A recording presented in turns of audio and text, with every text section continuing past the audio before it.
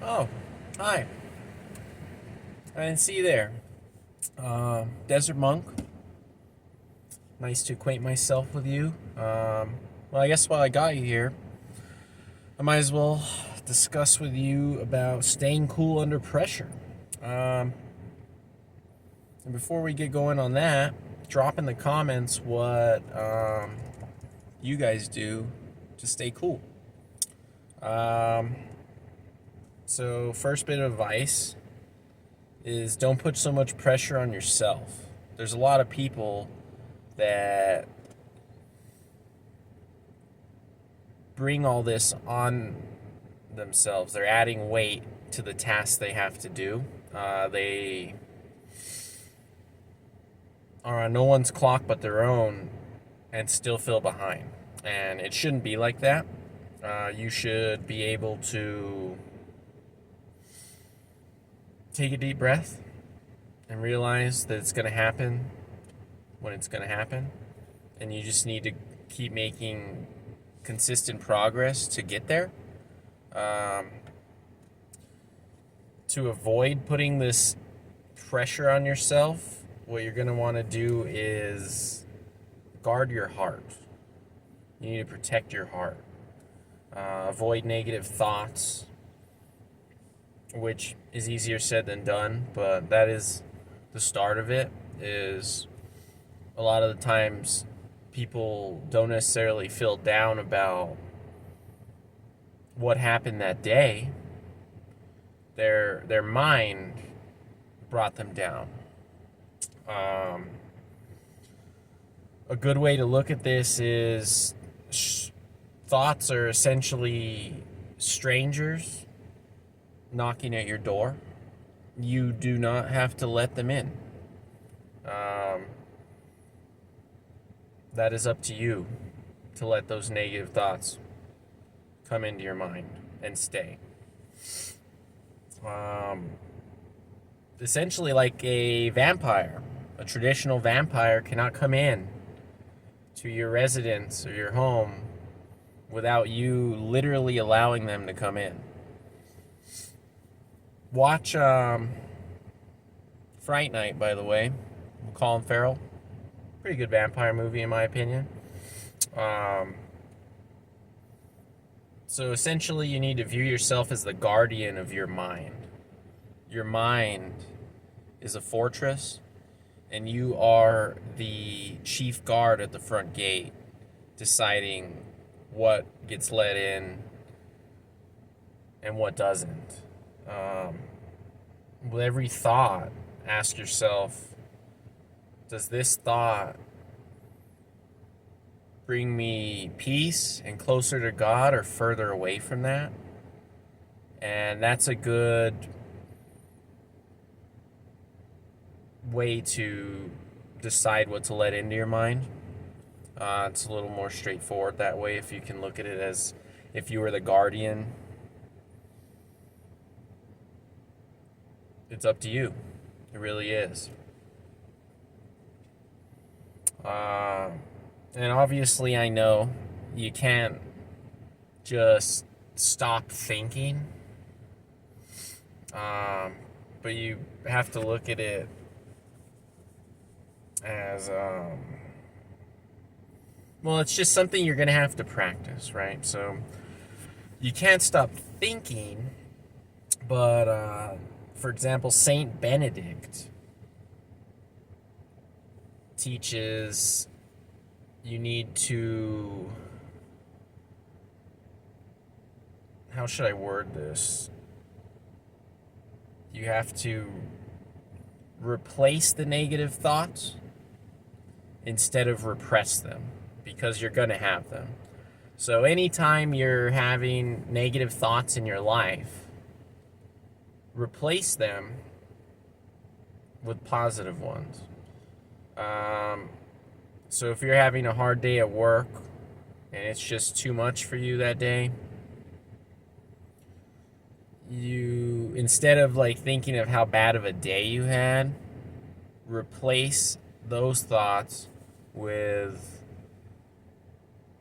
what makes you happy, what gets you motivated, why are you trying so hard? Why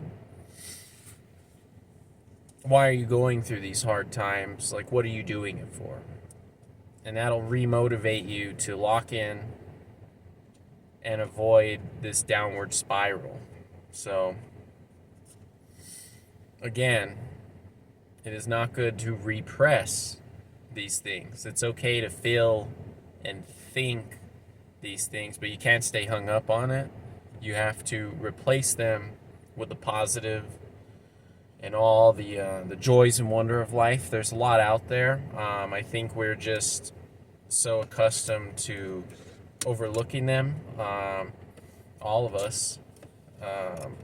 There's been times in my life where I'll think, why me? Why is this happening to me? And the more I sat and thought about these things,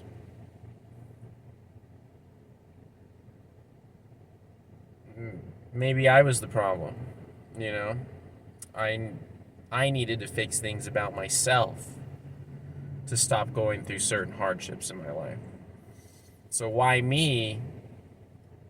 It's more because of me, this is how I feel. And once I realized that I'm in control of my actions and how I feel about things, things got a lot easier. You can't control bad things happening to you sometimes, but you can definitely control the reaction to them and how it's going to make you feel long term.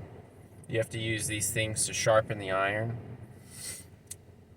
And that just comes through practice. Being able to take a step back and understand that, again, you are the guardian of your own mind. One way to do this is if you find yourself getting too flustered with something that you're going through, just give yourself a minute to think of the thing that's bothering you and breathe through it.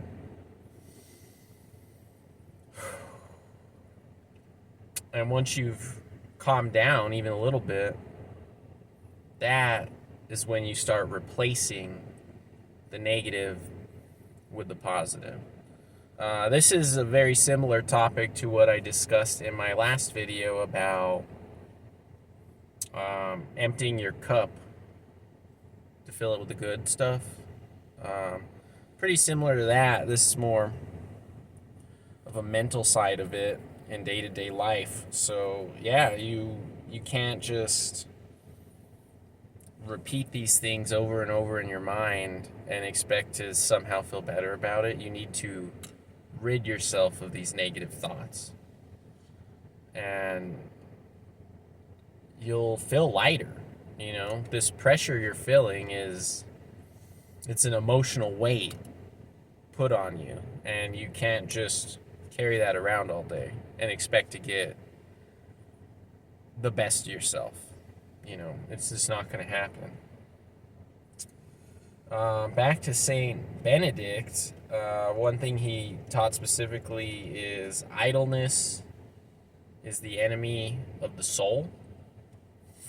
So if you look at idleness versus leisure,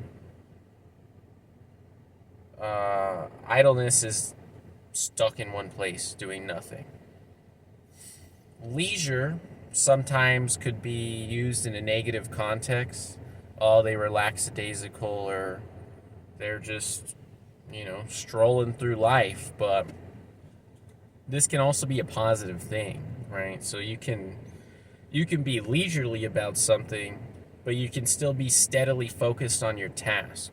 All it means is you're doing it at your own pace, and you're consistently making progress without worrying about the clock.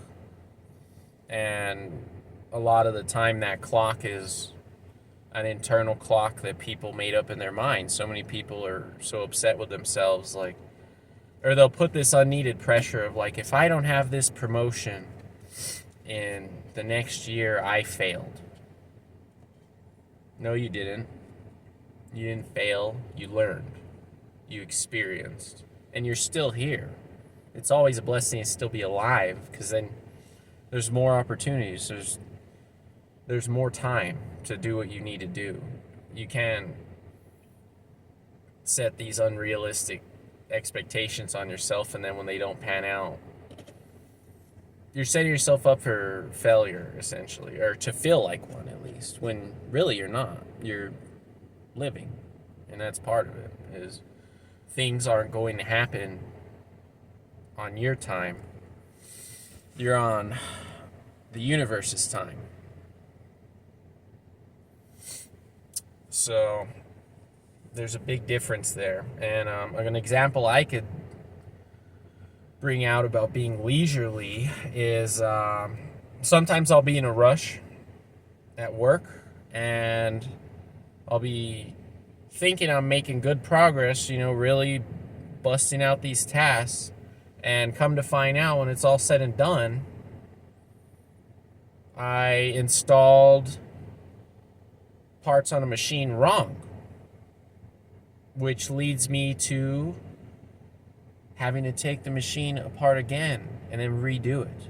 So I thought I was speeding up the process, but in reality, I just doubled the amount of time and work I had to do by rushing. You can't live life like that, Luckily, in work, for the most part, it's not going to be life or death. You just end up having to do it for longer. But, if you live your whole life like that, there could be some very negative consequences to always rushing. So take a deep breath and stop putting these fictional clocks on yourself. It's not necessary.